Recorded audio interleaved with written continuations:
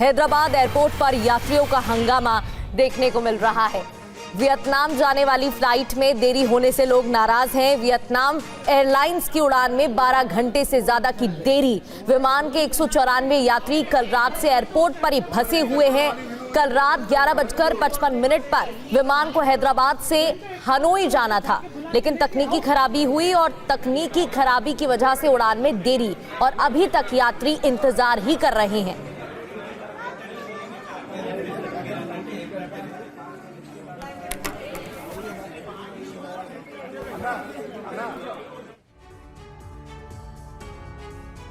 और चलिए आगे बढ़ते हैं। खबर यूपी के फर्रुखाबाद से है। यहां पर फायरिंग का एक लाइव वीडियो सामने आया है। फायरिंग की वजह से इलाके में दहशत फैल गई।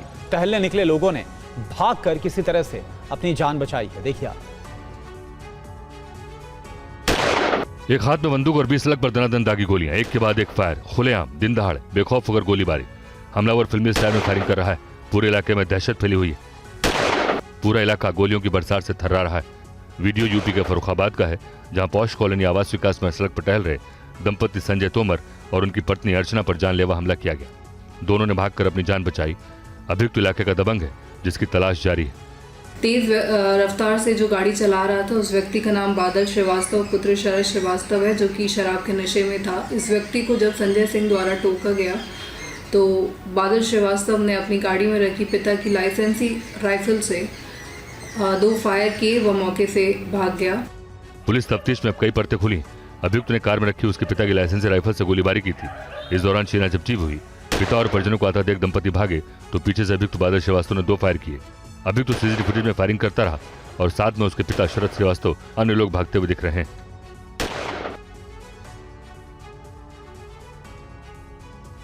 राजस्थान में जोधपुर जिले के शेरगढ़ में बदमाशों ने बस रुकवाकर लूटपाट की। इन हमलावरों ने बंदूक दिखाकर बस स्टाफ को धमकाया और 5000 रुपए मांगे। देखिए पूरी खबर। यात्रियों पर बंदूक तानी हुई है। लुटेरा यात्रियों को धमका रहा है, पैसे और कीमती सामान निकलवा रहा है। ये वीडियो राजस्थान के जोधपुर का है, जहां शेरगढ़ इलाके में अचानक बस के अंदर बंदूक लिए बदमाश घुस आए और जमकर लूटपाट की। किसी फिल्मी सीन की तरह निजी ट्रेवलर बस के अंदर एक नकाबपोश शख्स घुसता है और बस स्टाफ के ऊपर बंदूक तान देता है। इसके बाद बारी बारी से बदमाश 2 लोगों पर बंदूक तान देता है। इस बीच वो बंदूक खोलकर कारतूस निकालकर फिर डाल देता है, मानो ऐसा करके डराने की कोशिश कर रहा है। इस दौरान इस लुटेरे ने यात्रियों को थप्पड़ भी मारे और फिर थोड़ी देर बाद बस से उतरकर चला गया। इस घटना से बस में मौजूद यात्री खौफजदा हो जाते हैं। जोधपुर में इस घटना से कानून व्यवस्था पर सवाल उठ रहे हैं। पुलिस वीडियो के आधार पर तफ्तीश में जुटी है। स्थानीय लोगों से पूछताछ भी की गई। दरअसल निजी बस जैसलमेर से दिल्ली जा रही थी, तभी जोधपुर जिले के देड़ा गांव में ये लूटपाट हुई। इस बस को आगे एक सफेद कैंपर गाड़ी लगाकर रोक लिया गया और बस यात्रियों के साथ लूटपाट की गई। सरेआम बंदूक तान कर यात्रियों को डराया धमकाया गया।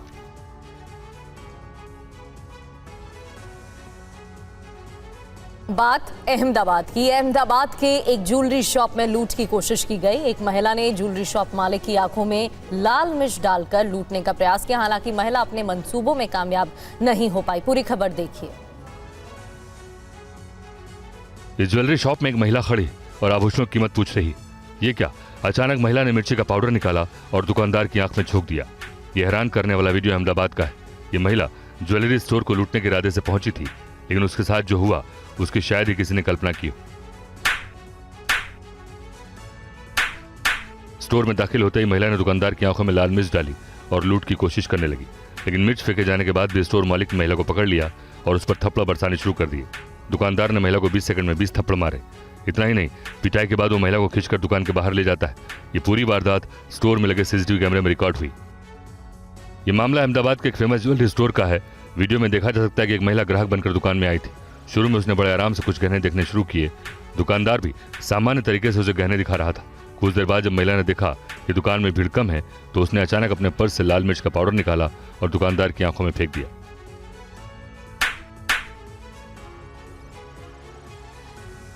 यूपी के सहारनपुर में देर रात बीजेपी नेता धर्म सिंह कोरी की गोली मारकर हत्या कर दी गई। उनके माथे पर गोली मारी गई। पुलिस की तफ्तीश में कई परतें खुली। ये तस्वीरें बीजेपी नेता धर्म सिंह कोरी की है। सहारनपुर में सोते वक्त धर्म सिंह का मर्डर कर दिया गया। उन्हें माथे के बीचों बीच गोली मारी गई। उनका शव घर के पीछे चारपाई पर मिला। वारदात के वक्त घर में 10 लोग मौजूद थे, लेकिन किसी को घटना का पता नहीं चला। आज सुबह बहू चाय देने पहुंची तो खून से लथपथ शव देखकर चीख पड़ी। आवाज सुनकर परिजन मौके पर पहुंचे। सूचना मिलने पर पुलिस और फॉरेंसिक टीम ने घटनास्थल से सबूत जुटाए। वारदात नुकड़ के ढेडोली गाँव की है। 65 साल के धर्म सिंह अम्बेहटा मंडल में बीजेपी के उपाध्यक्ष हैं। उनका बेटा सुशील भी बीजेपी में अम्बेहटा मंडल का महामंत्री है। थाना नकुड़ की पुलिस की टीम मौके पर पहुंचती है तो यह जानकारी होती है कि किसी अज्ञात व्यक्ति द्वारा इनकी गोली मारकर हत्या कर दी गई है। जब ये रात्रि में अपने घेर पर सो रहे थे तभी की यह घटना बता रहे हैं। इसमें फॉरेंसिक यूनिट क्षेत्राधिकारी नकुड़ और मेरे द्वारा घटनास्थल का निरीक्षण किया गया और आवश्यक साक्ष्य संकलन की कार्रवाई की गई। तो परिजनों की तहरीर के आधार पर सुसंगत धाराओं में मुकदमा पंजीकृत किया जा रहा है। यूपी पुलिस की देर रात बदमाशों के साथ मुठभेड़ हुई, जिसमें एक बदमाश पकड़ा गया। पुलिस गिरफ्त में आए बदमाश की 13 मामलों में तलाश थी। यूपी में बदमाशों पर पुलिस का एक्शन जारी है। देर रात यूपी के लखनऊ में बदमाश के साथ पुलिस का एनकाउंटर हुआ। मुठभेड़ गोमती नगर में हुआ, जहां बदमाश शिवम गुप्ता से पुलिस का सामना हुआ। पुलिस की जवाबी कार्रवाई में शिवम गुप्ता के पैर में गोली लगी, जिसके बाद उसे अस्पताल में भर्ती कराया गया। शिवम गुप्ता चेन स्नैचर है और उस पर 13 मुकदमे दर्ज हैं। बदमाश शिवम गुप्ता लखीमपुर खीरी का रहने वाला है। पुलिस को इसकी गिरफ्तारी से कई मामलों के सुलझने की उम्मीद है। तफ्तीश में जुटी पुलिस ने बताया कि 2 नवंबर को 2 लोगों से चेन लूटने वाले अभियुक्त को मुठभेड़ के दौरान गिरफ्तार किया गया। पुलिस ने सीसीटीवी कैमरे चेक किए तो पता चला कि चेन लूट की दोनों वारदात अंजाम देने वाले लुटेरे एक ही हैं। जानकीपुरम के रहने वाले अभियुक्त शुभम गुप्ता के बाएं पैर में गोली लगी है। उसका साथी भागने में सफल रहा। शुभम के खिलाफ विकासनगर थाने में गैंगस्टर का मुकदमा भी दर्ज है। तो 13 अन्य मामलों में भी पुलिस को शुभम की तलाश थी। पुलिस ने घटना में इस्तेमाल बाइक, लूटी गई 2 चेन, तमंचा भी बरामद किया है। तो अभियुक्त शुभम को राम मनोहर लोहिया अस्पताल में भर्ती कराया गया है। और बात राजधानी की दिल्ली के रिठाला में आग का तांडव देखने को मिला। घटना में मेट्रो स्टेशन के पास कई झुग्गियां जलकर राख हो गई। हादसे में एक शख्स की मौत हो गई। रिपोर्ट देखिए।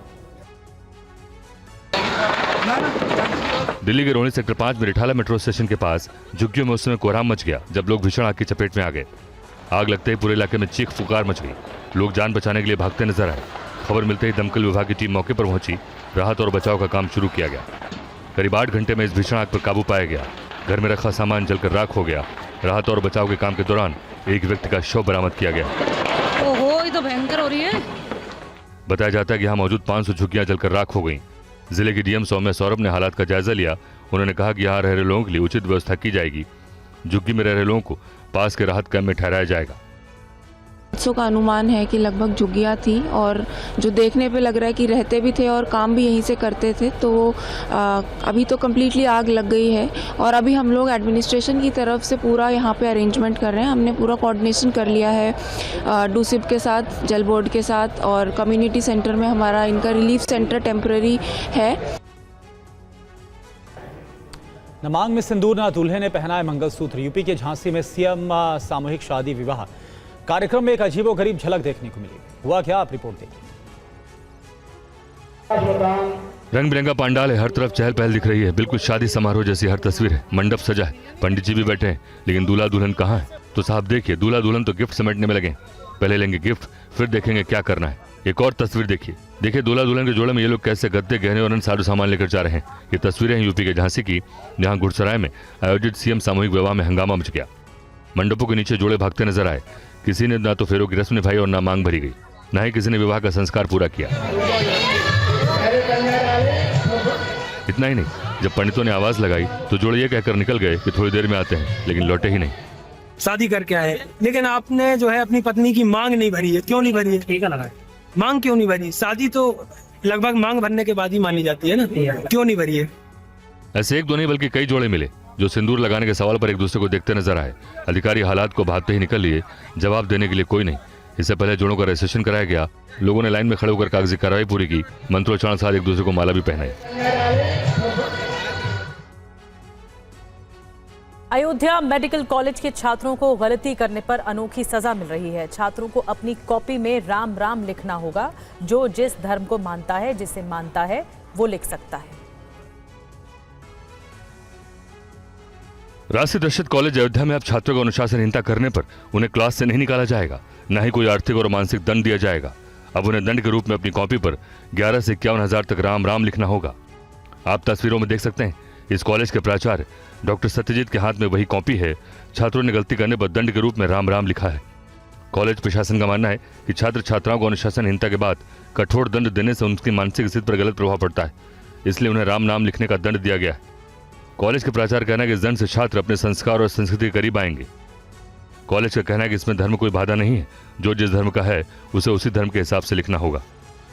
तो इसमें ये था कि प्रयास ये था कि चलो नाम राम के सारे जो अवगुण कम होंगे उनको बढ़ेंगे, और जो राम लिखता वो राम लिखे, जो कृष्ण इष्ट है वो कृष्ण लिखे, जो जिसका इष्ट है वो अपना लिखे। हम लोग तो राजा राम हैं तो हम लोग राम ही कहेंगे।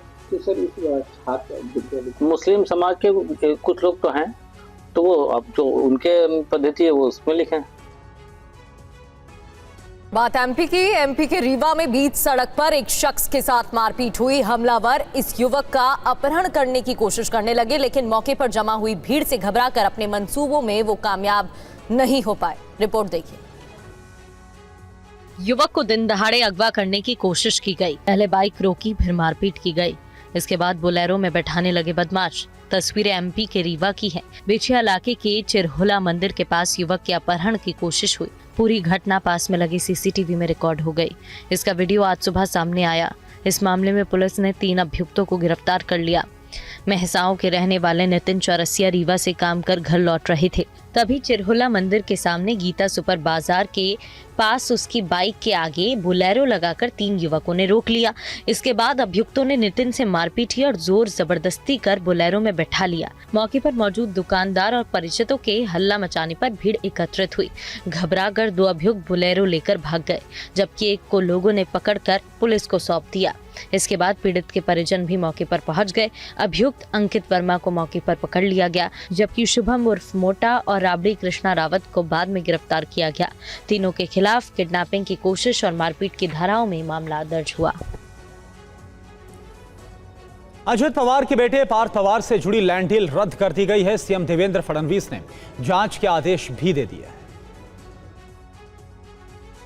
महाराष्ट्र सरकार में शामिल एनसीपी नेता और राज्य के उप मुख्यमंत्री अजीत पवार के बेटे से संबंधित पुणे जमीन घोटाले की डील रद्द कर दी गई। अजीत पवार ने दावा किया है कि पुणे जमीन डील के बारे में उन्हें पहले कोई जानकारी नहीं थी। त्याबद्दल एवढं सांगायचं आहे की जे काही आता टीव्ही वेगवेगळ्या चॅनलला चाललेलं आहे त्याबद्दलची पूर्ण माहिती मला काही नाहीये।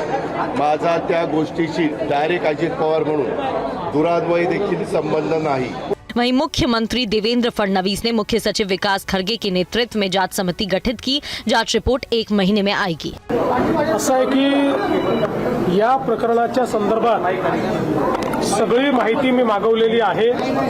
त्याच्या आधारावर या संदर्भात जे काही तुम्हाला सांगायचं ते मी सांगणार आहे। त्यामुळे अद्याप माझ्याकडे पूर्ण माहिती आलेली नाही। प्रायमा फेसी जे मुद्दे समोर येत आहेत ते मुद्दे गंभीर आहेत। शासनाची पुढची दिशा काय है, याच्यात कारवाई काय है। जम्मू कश्मीर के कुपवाड़ा में सुरक्षा बलों को बड़ी कामयाबी मिली है। एनकाउंटर में 2 आतंकियों को ढेर कर दिया गया है। इलाके में सर्च ऑपरेशन जारी है। जम्मू कश्मीर के कुपवाड़ा में 2 आतंकियों को ढेर कर दिया गया। घुसपैठ की कोशिश कर रहे देश के 2 दुश्मनों को सुरक्षा बलों ने जहन्नुम पहुंचा दिया। सर्च ऑपरेशन के दौरान इन आतंकियों ने सुरक्षा बलों पर फायरिंग की थी। एलओसी के पार से शुक्रवार को घुसपैठ की खुफिया जानकारी मिली थी। इसके बाद आतंकियों की तलाश में सर्च ऑपरेशन चलाया गया।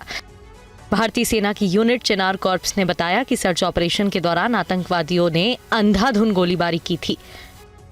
जवाबी कार्रवाई में 2 आतंकी ढेर हो गए। ऑपरेशन अभी जारी है। सेना ने इसे ऑपरेशन पिंपल नाम दिया है। मारे गए आतंकियों की पहचान या उनके संगठन की जानकारी अभी नहीं मिली है। सेना ने साफ किया है कि आतंकवाद को लेकर हर संदिग्ध गतिविधि पर नजर है और आतंकवाद के खिलाफ 0 टॉलरेंस की नीति अपनाई गई। जम्मू कश्मीर से आतंकियों का सफाया होने तक सेना का अभियान जारी रहेगा। देश के एक दुश्मन को खोज कर खत्म कर दिया जाएगा। इससे पहले 5 नवंबर को किश्तवाड़ जिले के छतरू इलाके में मुठभेड़ हुई थी। आतंकियों की फायरिंग से एक जवान घायल हो गया था। बढ़ते आगे, आतंकी मसूद अजहर के भाई रऊफ असगर ने भारत के खिलाफ एक बार फिर जहर उगलने का काम किया है। उसने आतंकियों को जिहाद के नाम पर भड़काया है। देखिए पाकिस्तान की टेरर फैक्ट्री से बड़ा पर्दाफाश। चीखता है, चिल्लाता है, दहशतगर्दी की फैक्ट्री चलाता है आतंकी मुफ्ती अब्दुल रऊफ असगर, हिंदुस्तान का कट्टर दुश्मन, कई आतंकी हमलों का वो पापी, जिसकी इसी तरह की गलाफाड़ जहरीली तकरीकों के तेजाब से पैदा हुई नस्लों ने ना जाने कितने मासूमों और बेगुनाहों की जिंदगी में दहशतगर्दी का जहर घोला। और अब आतंकी रऊफ असगर ने जिहाद के नाम पर एक बार फिर आतंकियों को भड़काया। उसने कहा कि अल्लाह के कहने पर जिहाद कर रहे हैं। पीएम मोदी ने एक बार फिर से आरजेडी पर कट्टा वाला वार किया। प्रधानमंत्री ने कहा कि बिहार में कट्टा लेकर हैंड्सअप कहने वाले नहीं चाहिए। प्रधानमंत्री ने कहा कि बच्चों को रंगदार नहीं बल्कि डॉक्टर इंजीनियर बनाना है। मैं बिहार में आपको, यहां फैशन है ना, कट्टा लेकर के आ जाते हैं, फिर बोलते हैं हैंड्सअप, यही है ना। मैं बिहार में आपको हैंड्सअप कहने वाले, अब बिहार में उनके लिए जगह नहीं है। अब तो बिहार में स्टार्टअप के सपने देखने वाले चाहिए, हैंड्सअप वाले नहीं चाहिए हमें। साथियों, हम बच्चों के हाथ में किताबें, कंप्यूटर, फुटबॉल दे रहे हैं, वॉलीबॉल दे रहे हैं, लेकिन आरजेडी के लोग बिहार के युवाओं को कट्टा और दूनाली देने की बात कर रहे हैं। बिहार के मोतिहारी में जनसभा को संबोधित करते हुए योगी आदित्यनाथ ने आरजेडी और कांग्रेस पर प्रहार किया है। योगी ने कहा, ऐसे लोगों के चलते ही राज्य के युवा पलायन के लिए मजबूर हुए हैं। जिन लोगों ने अपने स्वार्थ के लिए बिहार का उपयोग तो किया, लेकिन बिहार के विकास के लिए बिहार की मेधा और बिहार की प्रतिभा और यहां की ऊर्जा का उपयोग बिहार के विकास में नहीं होने दिया।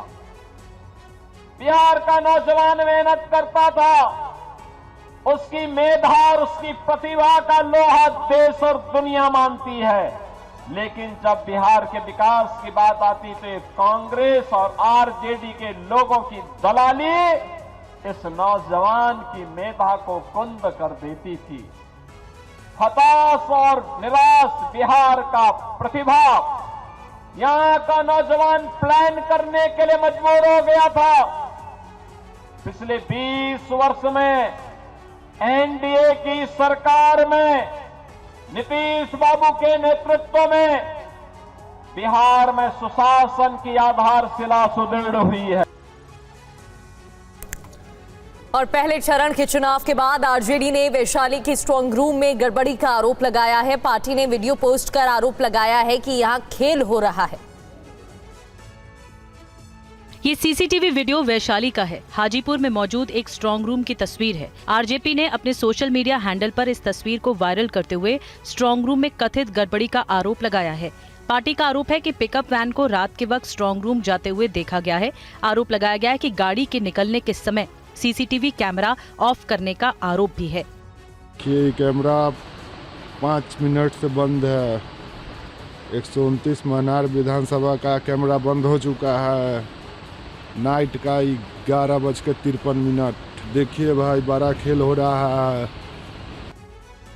आपको बता दें कि आरजेडी ने अपने कार्यकर्ताओं से साफ कहा है कि वो स्ट्रांग रूम पर नजर रखे, वहां जो भी गतिविधियां हो रही हैं उस पर ध्यान दे। गौरतलब है कि बिहार में विधानसभा चुनाव से पहले से महागठबंधन कथित वोट चोरी को लेकर हमलावर है।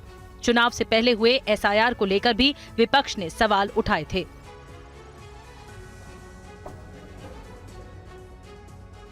इधर दूसरे चरण के चुनाव से पहले बिहार में पोस्टर वॉर भी शुरू हो गया। जेडीयू ने एक फोटो प्रदर्शन लगाकर लालू, राजा और तेजस्वी के कारनामे को उजागर किया। इस प्रदर्शनी में नीतीश कुमार को विकास का नायक बताया गया। आप देखिए। ये तस्वीरों के माध्यम से आप क्या बताना चाहते हैं? नहीं, लालू जी की पाठशाला के जो चांसलर हैं, कुलाधिपति, वो माननीय लालू प्रसाद जी हैं, जो बीमार हैं, लेकिन बर्दाश्त नहीं हुआ, रीतिलाल यादव के चुनावी प्रचार में निकल गए। तो मुझे लगा कि अब तो लालूवाद को बताना पड़ेगा। वो दौर जब कानून दबा था, अपराधी चला था, राबड़ी देवी जी का मुंह चुप करा दिया जाता था। ये देख लीजिए, ये फोटो गलत नहीं बोलता। इसका प्रमाण यह है कि राबड़ी देवी ने कहा कि माय मिनिस्टर्स आर करप्ट, भ्रष्ट है मेरा मंत्री साहब। उन्होंने रिजाइन करने की बात कहा तो लालू जी ने कहा चुप, नहीं रिजाइन करना है। जहां इंसानियत रोई थी और सत्ता मुस्कुरा रही थी, यह हथियार बेगुनाहों के कत्ल के लिए था और आज बेटियों के हाथ में हथियार है। नागरिकों की सुरक्षा दे रही है, देश में नंबर 1 इस मामले में हम हैं। और बिहार में दूसरे चरण के चुनाव से पहले सियासी दल जीत को लेकर अभी से ही दावे कर रहे हैं। एनडीए और महागठबंधन के नेता क्या कुछ कह रहे हैं, आपको सुनवाते हैं। बहुत ही अच्छा, खास करके युवा वर्ग में है, बदलाव की लहर है और सभी जाति, सभी धर्म, सभी वर्ग के लोग मजबूती से महागठबंधन को समर्थन दिया है और मुझे लगता है कि 80+ सीट हम लोग फर्स्ट फेज में जीतने के लिए जा रहे हैं। बिहार में बदलाव की लहर है। नीतीश कुमार जब स्वस्थ हो गए, ये गांव-गांव, घर-घर सबको पता चल गया है और इसलिए इस बार तेजस्वी प्रसाद यादव जी के ऊपर लोग भरोसा कर रहे हैं। इस बार बदलाव होगा? जी बिल्कुल, 100% बदलाव। अब तो मात्र 6 दिन रह गए परिणाम में और अगले हफ्ते ठीक इस समय एनडीए सरकार बनाने की गहमा गहमी में होगा। हम लोगों की तैयारी चल रही होगी तो पता चल जाएगा भैया कि किसको 35 सीटें मिली हैं और किसको सरकार बनाने का जनादेश जनता के द्वारा दिया गया है। ये तमाम बातें ना बौखलाहट दिखाती है। एक कारण मुझे बता दीजिए कि जनता क्यों महागठबंधन पे भरोसा करे।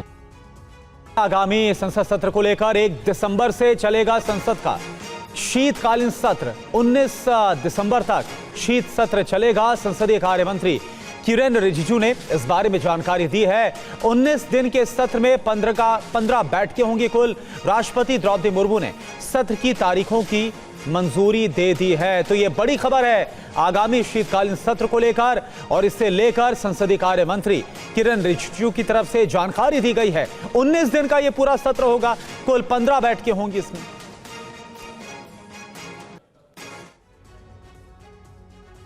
और एसआईआर के मुद्दे को लेकर अभिषेक बैनर्जी ने टीम बना ली है। एसआईआर के डर से जान देने वालों से ये टीम मिलेगी, पीड़ित परिवारों के संपर्क में रहेगी। अभिषेक बैनर्जी की ये टीम पीड़ित परिवारों को हर संभव मदद भी देगी। ये टीम एसआईआर के डर से कई लोगों ने कथित तौर पर सुसाइड किया है और ये टीम उन पीड़ित परिवारों से मिलेगी।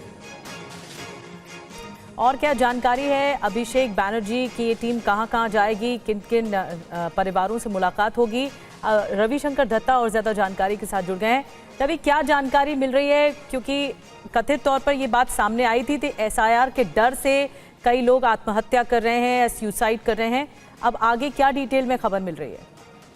देखिए, एसआईआर के लिए अभी तक पश्चिम बंगाल में जो लोगों की मौत हुई है वो आंकड़ा 12 तक चला गया है और तृणमूल कांग्रेस के ऑल इंडिया जनरल सेक्रेटरी अभिषेक बैनर्जी ने इसके लिए कमेटी बनाया है। जो लोगों की मौत हुई है अलग अलग जगह पे टीम वहां पे पहुंचेंगे, जिन टीम में शशि पांजा, अरूप चक्रवर्ती, जया दत्त जैसे लीडर्स हैं, जो कि राज्य के मंत्री भी है और जो जूनियर लीडर्स भी हैं, सब मिला के टीम बनाए गए हैं। वो अलग अलग जगह पे जाएंगे। एक ही दिन में एक सब जगह जाना पॉसिबल नहीं है, इसीलिए आज 4 जगह वो पहुंचेंगे, सुबह दोपहर से लेकर शाम तक। उसके बाद और भी जो डिस्ट्रिक्ट के बाकी डिस्ट्रिक्ट के दूर के जो डिस्ट्रिक्ट है उन पे भी वो पहुंचेंगे। यहाँ पे जाके तृणमूल कांग्रेस की जो टीम है वो बात करेंगे, जो गुजर गए हैं उनके परिवार से बात करेंगे और बात करके उनको क्या हेल्प चाहिए, क्या कर सकते हैं राज्य सरकार या तृणमूल कांग्रेस उनके लिए, वो एक माहौल तैयार करने की कोशिश करेंगे। बिल्कुल, एक खाका तैयार करने की कोशिश होगी। रवि दत्ता, बहुत बहुत धन्यवाद इस जानकारी के लिए। बढ़ते आगे, पीएम मोदी ने काशी से 4 वंदे भारत को हरी झंडी दिखाकर रवाना किया। उन्होंने कहा कि इन ट्रेनों को देखकर विदेशी भी हैरान हो जाएंगे। उन्होंने विकसित काशी से विकसित भारत का मंत्र भी दिया। रिपोर्ट देखिए। तस्वीरें यूपी के वाराणसी की है। पीएम मोदी ने 4 नई वंदे भारत ट्रेनों को हरी झंडी दिखाई। स्टेशन पर उत्सव जैसा माहौल देखने को मिला। पीएम मोदी ने ट्रेन में यात्रा करने वाले स्कूली बच्चों से संवाद भी किया। इस दौरान यात्रियों में भारी उत्साह देखने को मिला। पीएम मोदी ने कहा कि आज वंदे भारत, नमो भारत और अमृत भारत जैसी ट्रेनें अगली पीढ़ी की नींव तैयार कर रही हैं। ट्रेनों के जरिए यात्राएं देव दर्शन का मार्ग ही नहीं, देश की आत्मा को जोड़ने की परंपरा भी है। इन यात्राओं का एक आर्थिक पहलू भी होता है जिसकी उतनी चर्चा नहीं होती। बीते 11 वर्षों में यूपी में हुए विकास कार्यों ने तीर्थाटन को एक नए स्तर पर पहुंचा दिया है। यूपी की अर्थव्यवस्था को इन श्रद्धालुओं ने हजारों करोड़ रुपए का लाभ पहुंचाया है। पंडित धीरेन्द्र शास्त्री सनातन ना हिंदू एकता यात्रा पर हैं और आज दूसरे दिन लोगों की भारी भीड़ उमड़ी हुई है। उन्होंने कहा कि हम सरकार से हिंदू राष्ट्र की मांग नहीं कर रहे, हम चाहते हैं कि लोगों के दिलों में ये राष्ट्र हिंदू हो जाए। आज दूसरा दिन है। जितना उत्साह हमने कल देखा उससे भी बढ़ के उत्साह हम आज देख रहे हैं। आपके तजुर्बे में इस यात्रा की भव्यता कितनी बड़ी है? देखिए, ये यात्रा एक विचारिक यात्रा है। ये एक अभूतपूर्व, चलो साथ में चलो, ये अभूतपूर्व यात्रा है। देश विचारों को परिवर्तन कर रहा, देश एक नई क्रांति कर रहा, देश भेदभाव छुआछूत मुक्त बनने की तैयारी कर रहा, देश अंगड़े और पिछड़े की लड़ाई से ऊब चुका है। अब देश एक हो रहा है। 80 करोड़ हिंदू एक स्वर में एक साथ देश की उन्नति के लिए सड़कों पर उतरना प्रारंभ कर दिया। देश का हिंदू जागेगा, हिंदू एकता होगी, हिंदुत्व की विचारधारा प्रखर व मुखर होगी। गजवाए हिंद मांग लेना जायज है, हिंदू राष्ट्र भगवाए हिंद मांग लो तो नाजायज है। बड़े दो मुआ लोग हैं, खैर भगवान उनको सद्बुद्धि दे। भारत ही हिंदू राष्ट्र नहीं बनेगा तो क्या पाकिस्तान बनेगा? हिंदू राष्ट्र का मतलब यहाँ सब रहेंगे। पाकिस्तान में जैसे हिंदू रहते ना, भारत में भी मुसलमान रह पाएंगे। हम लोगों के विचारों में हिंदू राष्ट्र चाहते हैं। सरकार से हमारी मांग नहीं है, ना सरकार पर कोई दबाव है, ना सरकार से हमें अपेक्षा है। भारत में आयुर्वेदिक सेक्टर ने पिछले 11 साल में तेजी से विकास किया है। मौजूदा समय में आयुर्वेदिक अर्थव्यवस्था का मूल्य $43 बिलियन है। 2033 तक इसके $3600 बिलियन तक पहुंचने का अनुमान है। देखिए खास रिपोर्ट। भारतीय चिकित्सा पद्धति आयुर्वेद न केवल देश में बल्कि विदेशों में भी तेजी से अपनाया गया है। मोदी सरकार ने आयुर्वेद को बढ़ावा देने के लिए कई कदम उठाए। आयुष मंत्रालय की निगरानी में आयुर्वेद के प्रचार प्रसार पर काफी काम हुआ। आयुष मंत्रालय के मुताबिक भारतीय आयुर्वेदिक इकोनॉमी का मूल्य इस समय $43 बिलियन है, यानी जीडीपी में इसका योगदान 1.1%। 2047 तक भारतीय आयुर्वेदिक इकोनॉमी का मूल्य 5 लाख करोड़ तक पहुँचने का अनुमान है, यानी 2047 में आयुर्वेद का भारतीय जीडीपी में योगदान 5% होगा। आयुर्वेद में केरल अव्वल राज्य है।